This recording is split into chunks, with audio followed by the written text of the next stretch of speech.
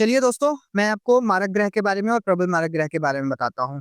इसके बाद की वीडियो में मैं आपको जो बाधक ग्रह होते हैं, ठीक है?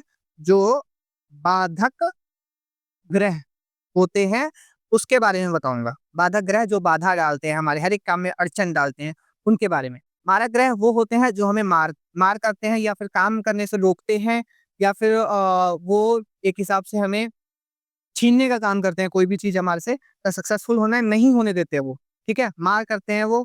और प्रबल मारक होते हैं वो और भी ज़्यादा हमारे साथ वो मतलब कि और ज़्यादा मार करते हैं, ठीक है? तो मैं आप लोगों को बताता हूँ कि मारक ग्रह और प्रबल मारक ग्रह कौन-कौन से होते हैं। ये कुंडली है, इसमें मैं कोई भी अंक लिख लेता हूँ, ठीक है? सबसे पहले अंक लिख लेंगे 3, 4 ये अंक जो लिख रहा हूँ ये राशियों को डिनोट करता है, ठीक है? जो भी राशि होती है उसको डिनोट करता है। 5, 6, 7, 8, 9, 10, 11, 12, 1, 2 ठीक है?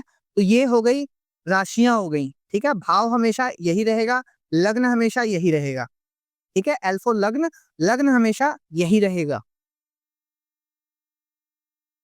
लग्न और पहला घर हमेशा का हमेशा यही रहेगा, किसी की भी कुंडली हो। अगर उनको मारक ग्रह निकालना है, तो सबसे पहले क्या करना है उनको मारक ग्रह के लिए दूसरा हाउस और 7वाँ हाउस, इसमें कौन-सी संख्या लिखी है, ठीक है? ये देखना होगा उनको। जैसे कि इस कुंडली में 4 नंबर और 9 नंबर लिखा है, तो 4 नंबर यानी कि कर्क, ठीक है? और इनके स्वामी हो गए मून, ठीक है? चंद्रमा। और दूसरा हो गया 9 नंबर, 9 नंबर यानी कि धनु और इनके जो स्वामी हैं वो है जुपिटर, जुपिटर, गुरुदेव, ठीक है? देखिए, ये मारक ग्रह हैं, ठीक है? इसी तरह से अगर जैसे मैंने एक कारक ग्रह के लिए वीडियो बनाई है, अगर कारक ग्रह में ये दोनों में से कोई ग्रह आते हैं, तो वहाँ पे क्या होगा ये मारक में से कैंसल होके कारक में ही रहेगा, ठीक है? मैं एक नॉर्मली वो बता देता हूँ कारक ग्रह भी यहाँ बता ही देता हूँ आपको, ठीक है? कारक ग्रह वो होते हैं जो कुंडली में हमारे 9-5 का संबंध बनाते हैं। जैसे कि यहाँ से यहाँ। ये एक-दूसरे से 9-5 का संबंध बनाते हैं या त्रिकोण कह लो। अ, तो ये चीज़ है, आपको मैं बताता हूँ कारक ग्रह कौन से होते हैं। तो कारक ग्रह के लिए पहला हाउस, 5वाँ हाउस और 9वाँ हाउस, ठीक है? तो पहले हाउस में क्या लिखा है? 3 नंबर, 5वें में लिखा है 7 नंबर और 9वें हाउस में 11 नंबर। तो 3 नंबर के स्वामी हो गए मिथुन राशि हो गई,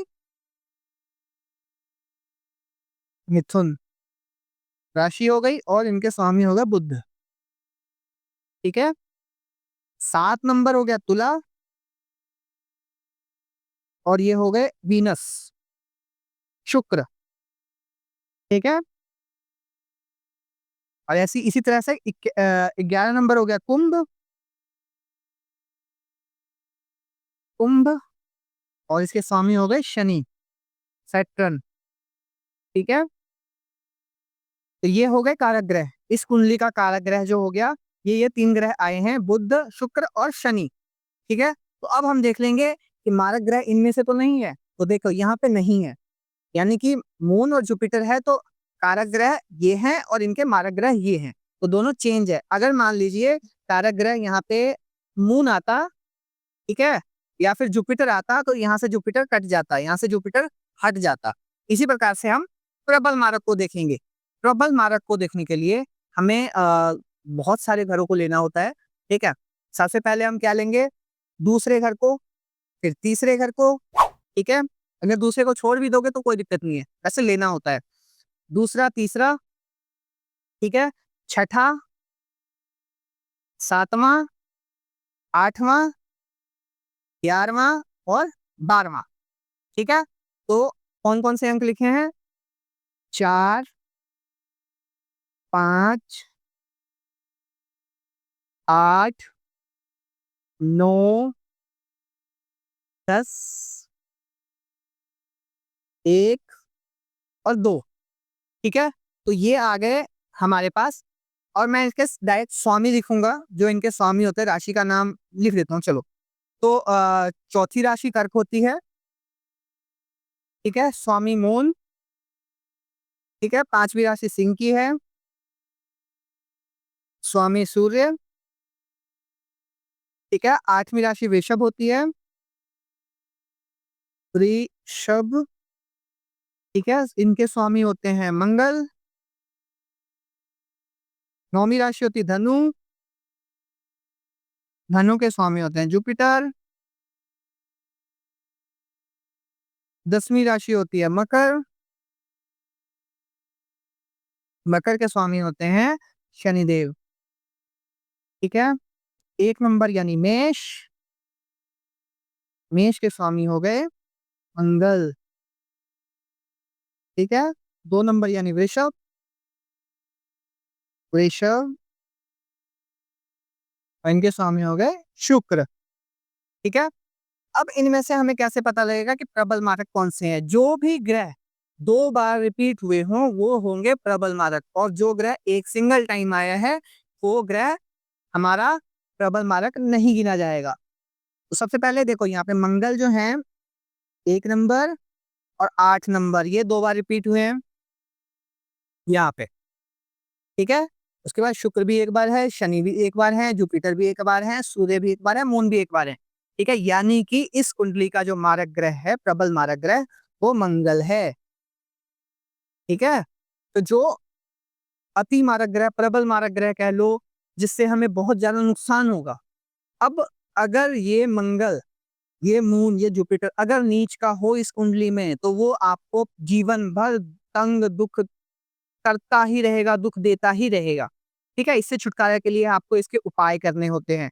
और सबसे पहले आपको एक और बात बता दूं, जो कारक ग्रह होते हैं, इसी के आधार पे कोई भी ज्योतिषी जो होता है ना, आपको कोई भी रत्न पहनने को देता है, ठीक है, कोई भी आपको जो यंत्र देता है, यंत्र धारण करने के लिए देता है या फिर रत्न देता है, तो इसी के बिना पे देता है, इसी को और स्ट्रॉन्ग करने के लिए, ताकि आपके काम बनते रहें, ठीक है। तो नॉर्मल भाषा में ये हो गई बात कि देखो, अगर मान लो ये कुंडली मेरे पास आती है, तो इसको कौन-कौन से उपाय, देखो सबसे पहले आप देखेंगे मंगल, जुपिटर और मून, ये 3 ग्रह हो गए। ये 3 ग्रह की स्थिति देखेंगे कि कैसी स्थिति है, उच्च का है, नीच का है। अगर उच्च का हो, अपने ही घर में हो, तो वो कम परेशानियाँ देगा।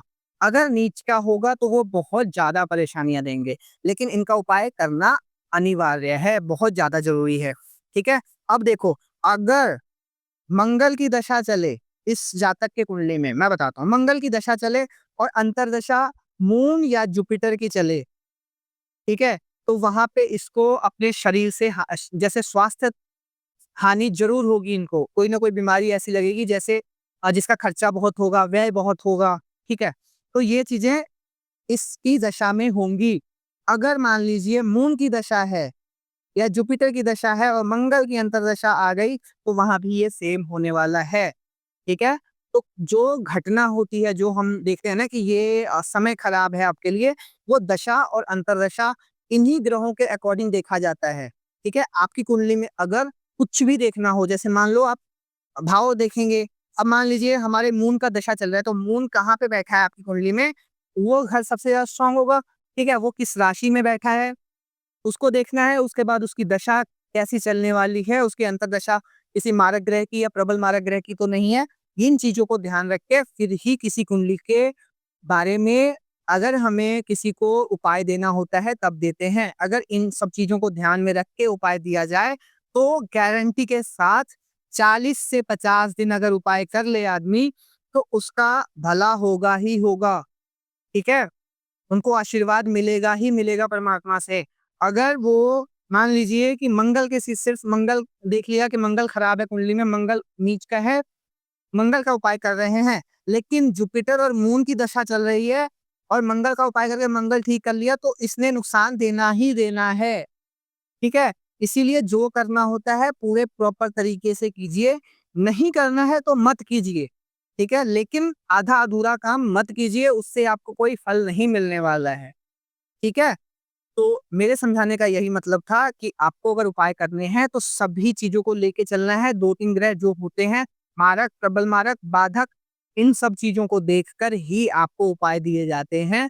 तो उनको देखकर ही करें, कोई भी उपाय उठा के ना करें, उससे आपका फायदा नहीं, उल्टा नुकसान ही होगा, ठीक है? हो सकता है जुपिटर अच्छा हो और जुपिटर का मान लो आप उपाय कर रहे हो और अच्छा कर लिया आपने, हो सकता है उसमें आपके शुक्र खराब हो, ठीक है? तो वो और खराब आपको चीज़ें देने शुरू कर देगा, ठीक है? लेकिन वहाँ पे शुक्र को भी आपको बैलेंस करके चलना पड़ेगा ना, ठीक है? तो इसी प्रकार से इसीलिए जो आधे से ज़्यादा होता है ना कि हमने इसको भी दिखा लिया, उसको भी दिखा लिया, हम ठीक नहीं हो रहे हैं। तो प्रॉब्लम यहाँ है